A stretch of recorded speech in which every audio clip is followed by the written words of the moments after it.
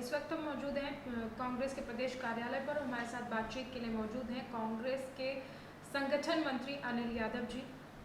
आपका बहुत बहुत स्वागत है। जी, आप लोगों का भी स्वागत कल लोकसभा में महिला आरक्षण को लेकर के जिस तरह से अधूरा बिल पास किया गया है, उस पर विपक्ष ने कई सारे सवाल खड़े किए हैं, लेकिन सोनिया गांधी ने इसका समर्थन भी किया है और कहा कि अगर ये पूरी तरह से पारित हो जाता है तो कांग्रेस के लिए बहुत गर्व की बात होगी। क्या कहें? देखिए, कांग्रेस एक समावेशी पार्टी है और हमेशा जो हाशिए पे समाज खड़ा है उसके पक्ष में पैरोकारी करती रही है, उसके लिए लड़ाई करती रही है। और शुरू से ही कांग्रेस पार्टी महिला आरक्षण के पक्ष में रही है और हम लोगों ने अपने यहाँ तो यूपीए की सरकार में थे, हम लोगों ने राज्यसभा में पारित भी किया। और सोनिया जी ने जो आज का शायद आप भाषण सुनी होंगी, तो आज उन्होंने एक बात और स्पष्ट करके जोड़ी है कि वो इस आरक्षण महिला आरक्षण बिल के पक्ष में है। और साथ ही साथ उन्होंने एक बहुत ही ऐतिहासिक बात कही कि इस बिल में ओबीसी महिलाओं के लिए जगह होनी चाहिए थी, क्योंकि ओबीसी महिलाओं के बिना ये आरक्षण का बिल एक तरीके से संसद में सिर्फ सवर्ण महिलाओं का या संसद का सवर्णीकरण करने का एक तरीका है। तो हमारी नेता ने बहुत ही जिम्मेदारी के साथ इस बात को रखा है कि आरक्षण के अंदर कोटा होना चाहिए। आपके हिसाब से जब ये बिल पारित अगर पूरी तरह से हो जाता है तो ओबीसी समाज की जो महिलाएं हैं उनके लिए कितना हितकारी साबित होगा? देखिए, अगर कोटा के अंदर कोटा आता है तो जाहिर सी बात है कि ओबीसी की जो महिलाएं हैं, एक तो उनको ओबीसी होने का दंश झेलना पड़ता है, दूसरा दंश उनको महिला होने का झेलना। तो जाहिर सी बात है कि जब ओबीसी महिलाएं पार्लियामेंट में चुनकर जाएंगी तो अपने समाज के लिए, अपने हक अधिकार के लिए आवाज़ बुलंद करेंगे और इससे समाज बदलेगा। कहा जाता है, हम लोग बचपन में ही पढ़ाया जाता है कि जो महिला होती है वो पहली शिक्षक होती है। तो अगर इस तरीके से कोई महिला पार्लियामेंट में ओबीसी की चुन के जाएगी तो ओबीसी की महिलाओं के साथ जो भेदभाव है, जो अत्याचार है, जो पीड़न है, उसको आवाज़ मिलेगी और उस आवाज़ को बंद करेगी। अखिलेश यादव ने इस बिल को उपहास बताया है कि महिलाओं का उपहास किया जाता है, तो आपके हिसाब से आप भी विपक्ष में हैं, वो भी विपक्ष में है, तो आपके हिसाब से वाकई में ये उपहास है? देखिए, बहुत गंभीर मसला है। महिला आरक्षण इस देश की आधी आबादी की तकदीर को बदलने का एक अच्छा रास्ता है, लेकिन उसके इतना सब कुछ होने के बावजूद आप देखिए कि किस तरीके से एक गंभीर मामले को जुमले में तब्दील करने की कोशिश की गई है कि आप पार्लियामेंट के अंदर बिल पेश कर रहे हैं और ये कह रहे हैं कि अब ये परिसीमन होगा, परिसीमन होगा, जनगणना होगी और उसके बाद जो है ये बिल लागू होगा। तो यानी मोटा मोटी आप 5 साल बाद इसको लागू करने की बात कर रहे हो।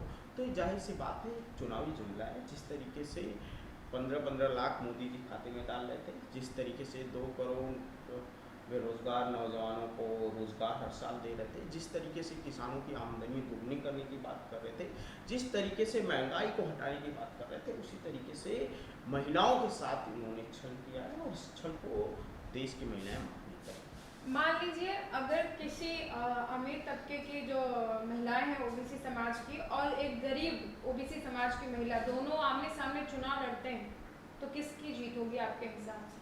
देखो, ये परिस्थितियां तय करती हैं। ऐसा नहीं है कि अमीर महिला चुनाव जीत ही जाएगी या गरीब हार ही जाएगी या गरीब ही जीत जाएगी।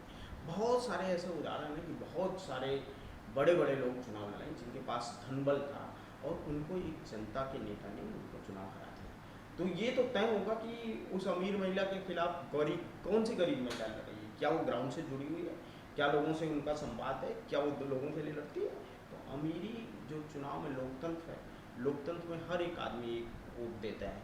तो ऐसा नहीं है कि जो अमीर महिला है वो गरीब महिला को हरा देगी। तो ये तो परिस्थितियों पर डिपेंड करता है कि आखिर कैंडिडेट कौन है। मान लीजिए कि 2024 से पहले ये विधेयक अगर पारित हो जाता है तो जो ओबीसी समाज की महिलाएं हैं, क्या बीजेपी को सपोर्ट करेंगी या फिर कांग्रेस? देखो, इस देश का इतिहास लोकतंत्र के इतिहास से बड़ा है।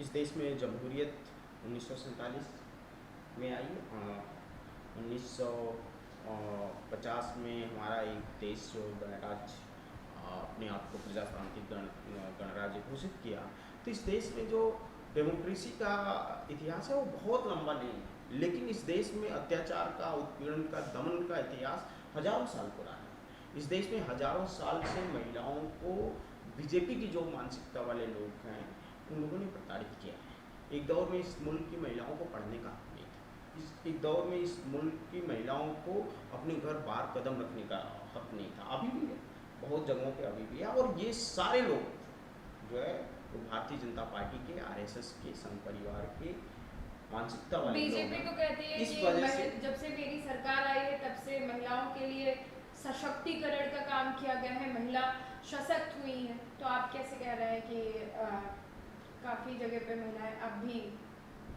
पाबंदियों में?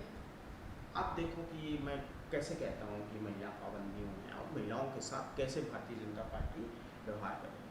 हाथरस में एक दलित बहन को के साथ रेप हुआ और उसकी लाश को मिट्टी का तेल छिड़ककर भारतीय जनता पार्टी की सरकार ने जलाई थी। उन्नाव की बेटी के साथ क्या किया इन लोगों ने।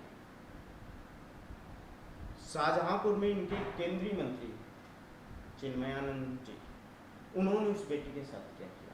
इनके एक बहुत लाडले सांसद हैं, अपने आप को बाहुबली कहलाते हैं, ब्रिजभूषण शरण सिंह, उन्होंने महिलाओं के साथ जिन बहनों ने, जिन बेटियों ने, जिन महिलाओं ने दुनिया को आले दर्जे के पहलवानों को चित कर दिया, उसको एक अदना सा सांसद सिर्फ इस वजह से हरा दिया, आंखों में आंसू ला दिया।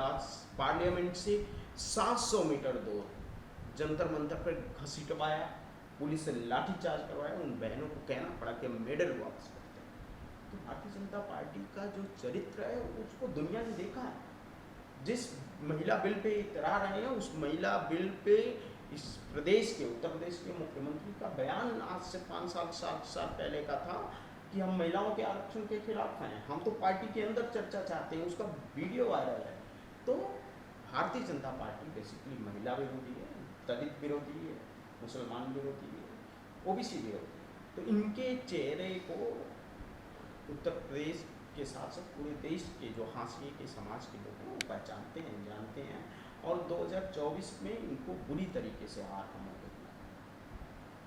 आपने देखा कि अनिल यादव जी ने बताया कि 2024 में जिस तरह से महिलाओं को लेकर के ये ढोंग रचाया जा रहा है, बिल लाया जा रहा है, ये सिर्फ उपहास है और 2024 में जनता उनको इसका जवाब देने के लिए तैयार है। कैमरामैन सूरज के साथ मैं सोनम सिंह, TV 24 लखनऊ।